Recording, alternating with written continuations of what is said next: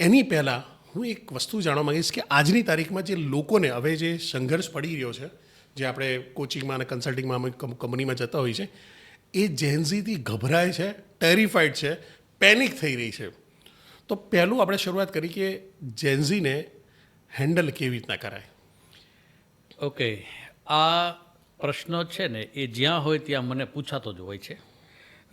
આ જેન જી વિશે એક બે વાક્ય તમને કહું તો આ એટલે કે 1998 થી 2012 વચ્ચે જે લોકોનો જન્મ થયો that is consider as a Zen Zee. આ છે ને બગડી ગયેલી પેઢી નથી, આ બદલાઈ ગયેલી પેઢી છે. ઓકે. આ બદલાઈ ગયેલી પેઢી સાથે કામ કેમ કરવું અથવા તો એની પાસેથી કામ કેમ કઢાવવું એ કામ કઢાવવાવાળી વ્યક્તિ શીખવાની જરૂર છે.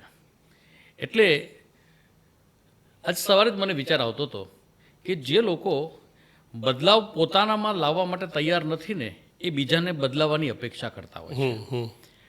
તો સૌથી પહેલાં તો આ ઝેન ઝી સાથે આપણે કામ કેમ કઢાવવું એ શીખવું અનિવાર્ય છે. આજકાલ ઘણી બધી કોર્પોરેટ કંપનીઓમાં પણ અમે જતા હોઈએ છીએ અને એક સિક્કો મારી દે આ ઝેન ઝી ઉપર કે આ લોકો બધાય કામ નથી કરતા, એની એકાગ્રતા નથી. પરંતુ ના, મને એમ લાગે છે કે કદાચ આ વાક્ય બોલવાવાળા વ્યક્તિ જ પોતે કંઈક અંદરથી ખાલીપો અનુભવે છે અથવા તો એ અધૂરા છે.